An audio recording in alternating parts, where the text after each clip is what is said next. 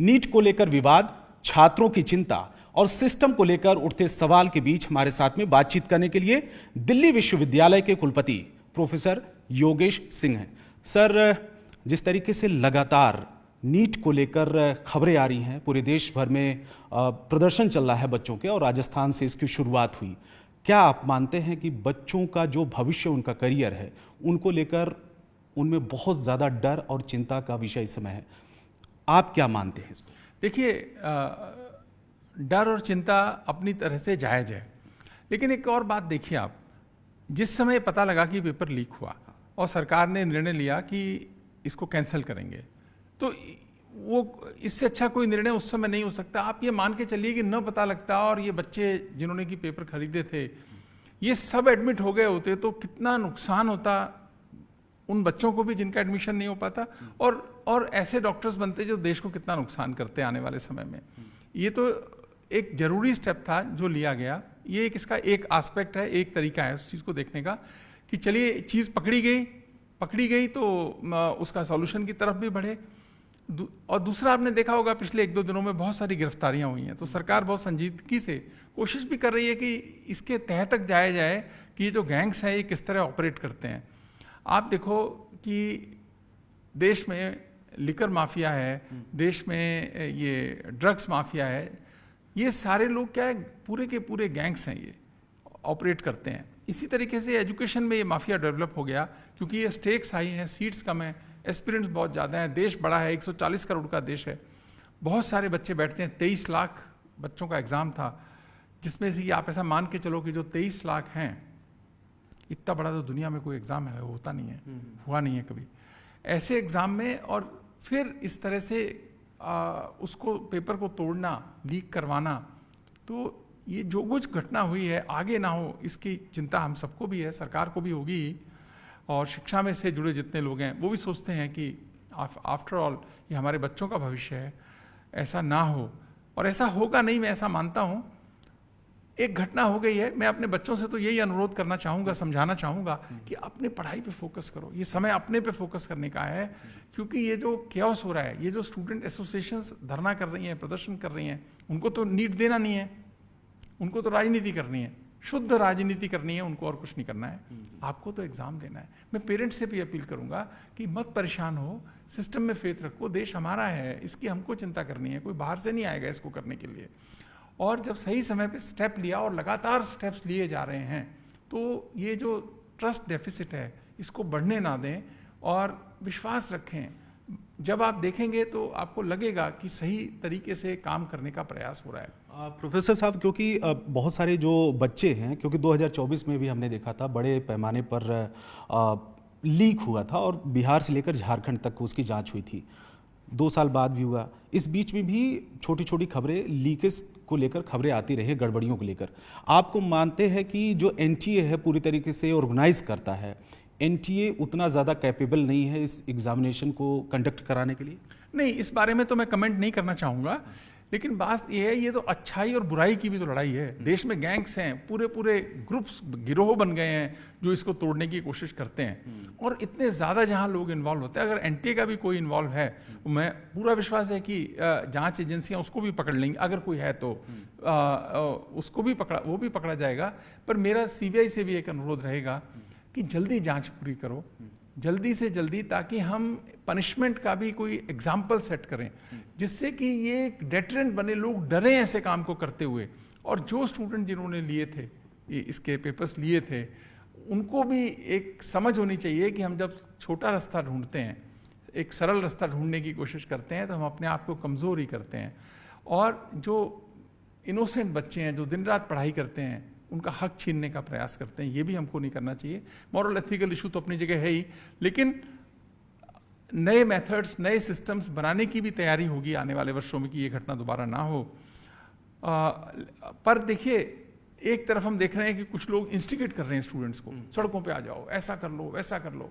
अरे राजनीति छोड़िए, ये शिक्षा से जुड़ा मामला है, बच्चों के भविष्य से जुड़ा मामला है। बच्चे हम सबके घरों के हैं, हमारे अपने हैं। इसलिए मैं किसी भी तरह के इंस्टिगेशन के खिलाफ हूँ। अभी बच्चों को पढ़ने दो, जब भी एनटीए नई डेट्स घोषित करेगा एग्जाम कराने की, उस समय अच्छे मन से बच्चे तैयार करना। सोचो, मानो एक एक्सीडेंट हो गया एक एक्सीडेंट, लेकिन आपके हित में ही तो है कि अब जब हो गया तो उसके बाद जो कार्रवाई हुई है, अगर वो बच्चे ले जाते एडमिशन तो सोचो क्या होता। वो तो आप मानते हैं कि क्या जो बच्चे प्रदर्शन कर रहे हैं, धरना दे रहे हैं या विरोध कर रहे हैं, उनके पीछे कहीं न कहीं पॉलिटिकल पार्टियां भी इन्वॉल्व हैं? हो सकती हैं। मैं वैसे बहुत मेरा बनता नहीं कि मैं कोई पॉलिटिकल बात करूं इस पे, लेकिन जिस तरह से भड़काने का प्रयास हो रहा है, मैं तो पॉलिटिकल इमेच्योरिटी मानता हूं। कुछ तो देश की ऐसी चीजें हैं जिनको हमें छोड़ देना चाहिए। हर चीज में राजनीति न तो अच्छा लगती है और ना उसकी कोई आवश्यकता महसूस होती है। तो हम सबको इस बारे में गंभीरता से सोचना चाहिए। ये ऐसा विषय नहीं है जिस पर कि हमको राजनीति की जाए, हमारे बच्चों के भविष्य से जुड़ा हुआ विषय है। पेपर लीक हुआ, बहुत सारे लोग तो कह रहे हैं कि लीक कराया गया। इसके बाद क्या आप मानते हैं कि जो मेधावी छात्र हैं, जो दिन रात मेहनत करके पूरे साल भर मेहनत करने के बाद वो परीक्षा देते हैं, उनका परीक्षा मान लीजिए उनका पेपर बहुत अच्छा गया होगा, लेकिन जब दोबारा एग्जामिनेशन की डेट आएगी, ये कोई ज़रूरी नहीं कि उसी तरीके से वो परफॉर्म कर पाएंगे। उनका जो हक है वो आपको लगता है कि छीना गया है इस लीक? नहीं, देखिए, छीना नहीं गया, उनका हक तो बचाने का ही तो प्रयास हो रहा है। अगर पेपर आउट हो गया था, अब उनको तो पेपर मिला नहीं, जिनको मिला उन्हीं को तो फायदा होगा ना उसका। तो ये तो उनको हक बचाने का ही प्रयास है। लेकिन इसमें इतना ही सोचना चाहिए हमको कि कोई बात नहीं, हो गया। अब आप ऐसा मान रहे हैं कि पहली बार एग्जाम अच्छा हुआ, दूसरी बार नहीं होगा। ऐसा हो भी सकता है कि ना भी हो किसी दिन, लेकिन अभी अगर आप पढ़ाई नहीं करोगे तो पक्का है कि अगली बार उतना अच्छा नहीं होगा। इसलिए फोकस करो बेटा, उसमें पढ़ाई करो अपनी अच्छे से। और ज़िंदगी है ये, इसमें कई बार ऐसी घटनाएं हो जाती हैं जो हमारे हाथ में होती नहीं हैं।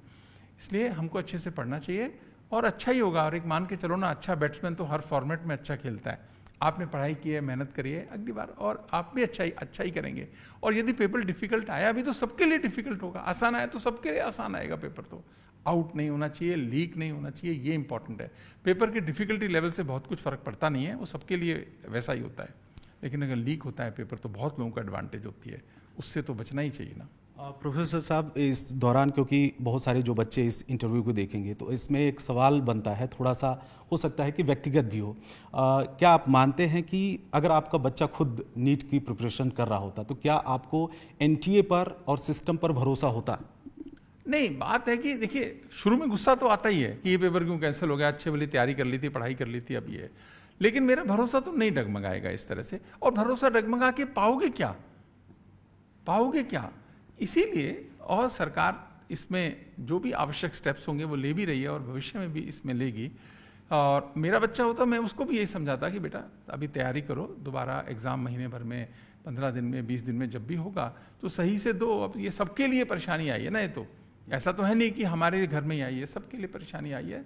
तो इसको ये मानते हुए कि चलो जो हो गया, दोबारा एग्ज़ाम की तैयारी करते हैं और अच्छी तैयारी करते हैं। अच्छा, अब क्या उन लाखों बच्चों के लिए, क्योंकि 22 लाख से ज़्यादा बच्चे जो है एग्ज़ाम दिए थे, उन लाखों बच्चों के लिए इस समय, क्योंकि वो तो इंतज़ार कर रहे होंगे कि नई डेट आएगी और किस तरीके से माइंड मेकअप करके दोबारा एग्ज़ाम में बैठेंगे, क्या एडवाइस करेंगे आप? देखिए, नई डेट्स वगैरह तो एनटीए बताएगा, मेरे को कोई जानकारी नहीं कि नई डेट कब आएगी। लेकिन मैं तो इतना ही कहूँगा, जितने भी दिन मिलेंगे बोनस मान के चलो। ऑल दो सारे एजुकेशन सिस्टम पे प्रेशर आएगा क्योंकि क्लासेस लेट होंगी, सेशन लेट जाएगा, पर चलिए सब लोग मिलकर इसको संभालेंगे ही ना। हमको वो संभालने वाले हाथ चाहिए, वो मन चाहिए जो चीज़ों को संभालने का प्रयास करें। अदरवाइज़ क्या है, परेशानी तो ठीक है कि जितनी मर्जी बना लो देश में, उससे कोई सोल्यूशन तो होता नहीं है ना। इसी कारण से भरोसा रखिए, सब अच्छा होगा।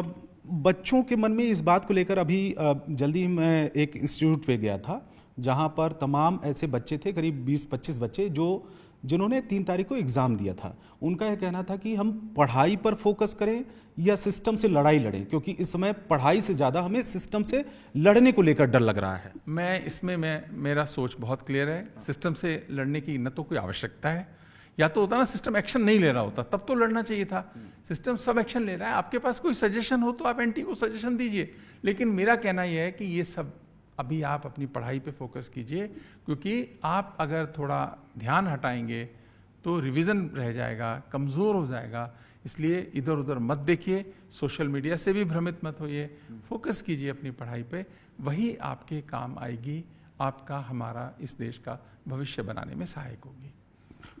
दूसरा सवाल ये है सर, क्या आपको लगता है कि इतना बड़ा जो लीक हुआ है गिरफ्तारी हालांकि सीबीआई अपना काम कर ही रही है, जो सिस्टम के अंदर बैठे लोगों का इन्वॉल्वमेंट हुए बगैर इतना बड़ा जो गड़बड़ी सामने आ सकती है, आपको लगता है? देखो, सिस्टम के अंदर के इन्वॉल्वमेंट के बिना हो सकता है, बिल्कुल हो सकता है। अंदर के इन्वॉल्व है कि नहीं, मैं कोई मेरे को कुछ ऐसा पता नहीं है कि मैं कुछ कह पाऊं, लेकिन उनके बिना भी तो हो ही सकता है ना, क्योंकि इतने बड़े देश में जब पेपर चलता है 1000 जगह से जा सकता है वो तो सीबीआई की जांच से ही पता लगेगा। ये मान के चलना कि एनटीए के लोग इन्वॉल्व हैं, ये सही नहीं है। हो भी सकता है कोई इन्वॉल्व हो, पर ये मान के चलना तो बिल्कुल भी सही नहीं है। और वो जल्दी मालूम होगा तो सीबीआई, बहुत लोग अरेस्ट कर रखे हैं, वो बताएंगे, सोर्सेज को भी बताएंगे। सीबीआई से मेरी रिक्वेस्ट है कि इसको जितना जल्दी इसको वाइंड अप करेंगे, जितना जल्दी अपनी फाइंडिंग्स देंगे, उतना सबके हित में होगा। और इस बार एग्जाम्पलरी जो है जुडिशरी भी इनको सजा करे, जिससे कि लोग डरें इस तरह के काम करने की। एनटीए की जो इसमें पूरी तरीके से भूमिका को लेकर सबसे ज़्यादा सवाल खड़ा हो रहा है, क्योंकि आए दिन इस तरीके की खबरें आई।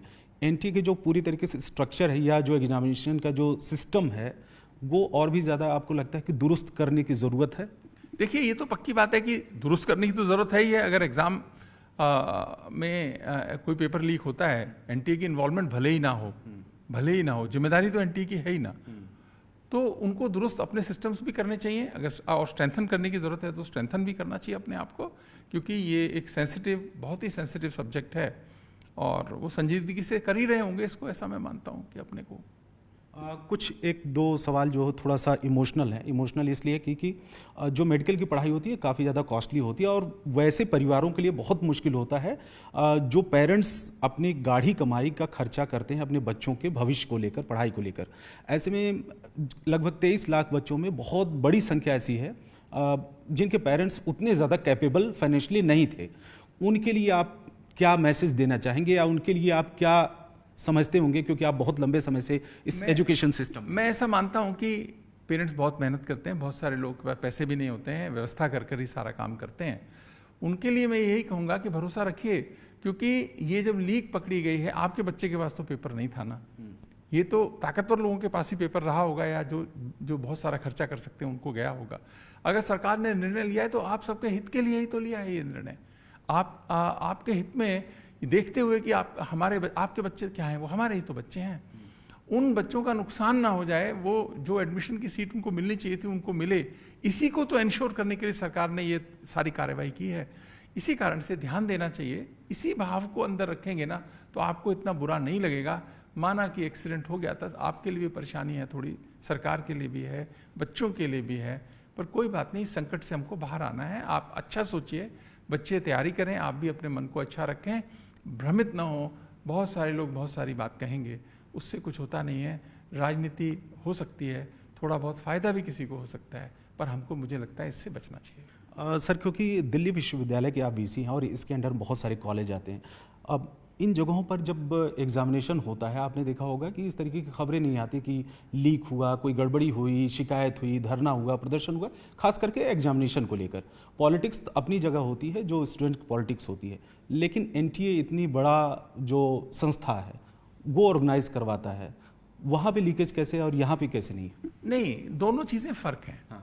क्या है कि यूनिवर्सिटी एग्ज़ाम जो है वो एक अलग तरह का, हमारा मल्टीपल चॉइस एग्ज़ाम तो है नहीं, मल्टीपल चॉइस तो है नहीं, सब्जेक्टिव होता है, क्वेश्चन आते हैं, आंसर्स बच्चे देते हैं, और इतना स्टेक हाई नहीं होता है। मेडिकल में क्या है, ये स्टेक बहुत हाई है कि लगता है सबको कि अगर हम 50 लाख भी खर्च करें तो चलेगा, क्योंकि हमको एक अच्छी सीट मिल जाएगी। नहीं तो अगर किसी और मेडिकल कॉलेज में जाएंगे तो वहाँ फीस बहुत ज़्यादा है, वेरिएशन बहुत ज़्यादा है, सीट्स कम है, तो लोगों का ना बहुत जुड़ाव हो रखा है उससे, इस कारण से ये होता है। अदरवाइज ऐसी कोई बात नहीं है। दूसरे एग्जाम्स में इतना स्टेक्स नहीं है। एनटीए का कोई हर एग्जाम इतना हल्ला थोड़ी होता है, इतना हर बार नीट पे ही क्यों होता है? इसीलिए होता है नीट पे क्योंकि माफिया, गैंगस्टर्स इसको तोड़ने में लगे हुए हैं। यूनिवर्सिटीज में ऐसे कोई गैंगस्टर अटैक नहीं करते, उनको यहाँ क्या मिलना है अटैक करके? माफिया और गैंगस्टर्स की बात आपने कहा, इसमें आपको लगता है कि कोचिंग सेंटर्स, उनका कहीं इन्वॉल्वमेंट? कह नहीं सकते, आइडिया नहीं है मुझे कि कोचिंग सेंटर्स, वो तो पढ़ाने का काम करते हैं, तो वो तो ऑलरेडी पैसे बनाते ही हैं पढ़ा के, तो वो इसमें इन्वॉल्व होंगे तो लंबे समय चल नहीं पाएंगे। और यदि किसी ने कुछ शॉर्ट टर्म गेन के लिए कुछ किया होगा तो सीबीआई की पकड़ में आएगा, तो उसको भी सजा होनी चाहिए, और ज़्यादा होनी चाहिए उसको तो। ठीक है, आखिरी आपसे सवाल, एक तो बच्चों और अभिभावकों के लिए क्या भरोसा और किस तरीके से आप सलाह देंगे, और दूसरी बात ये कि जो सिस्टम है एनटीए में अगर एक या दो कौन से ऐसे चीज़ें हैं जिसमें दुरुस्त करने की ज़रूरत होगी? नहीं, देखिए, पेरेंट्स के लिए, बच्चों के लिए तो यही, मैं बार बार वही एक ही बात कह रहा हूँ कि मत परेशान होइए, लोग बहुत कुछ कह रहे हैं, मत बातों में आइए, अपना समय खराब करेंगे। एक बार समय खराब हुआ तो और कोई बच्चा तो कहीं पढ़ रहा होगा ना, याद रखिए। सब थोड़ी आते हैं इस तरह से। अगर आपका बच्चा नहीं पढ़ेगा या मेरा बच्चा नहीं पढ़ेगा, कोई कहीं तो पढ़ रहा होगा ना, उसको एडवांटेज आएगा उस पढ़ाई करने का। इसलिए सब लोग ध्यान से पढ़ें और छोड़ दीजिए, जो हो गया सो हो गया। कहते हैं ना कि बीत गई सो बात गई, तो ऐसा मान के छोड़ दीजिए। और दूसरी बात यह है कि आपने कहा कि एनटीए में क्या परिवर्तन की आवश्यकता है, वो तो सरकार को देखना है कि क्या परिवर्तन की आवश्यकता है। मेरा कोई बनता नहीं कि मैं एनटीए की किसी फंक्शनिंग पे या किसी पर कोई कमेंट करूं, अच्छा भी नहीं लगता कि मैं उस पर कमेंट करूं। शुक्रिया हमसे बात करने के लिए। तो डीयू की वीसी जो लगातार, क्योंकि लगभग 23 लाख बच्चे जो एग्ज़ाम में बैठे थे, उनका पेपर हुआ, पेपर लीक की खबरें आई, इसके बाद परीक्षा रद्द हुई। लेकिन अब नई डेट आएगी, डेट से पहले, क्योंकि बच्चों के दिमाग में इस बात को लेकर होगा कि दोबारा जब वो परीक्षा में जाएंगे तो उसको लेकर क्या ये भरोसा है कि दोबारा तो गड़बड़ी नहीं होगी, और उससे पहले किस तरीके की तैयारियां करें, वो भरोसा दिलाते हुए डीयू के वीसी। कैमरामैन पंकज तोमर के साथ रवि सिंह, दिल्ली, न्यूज़ 18 इंडिया।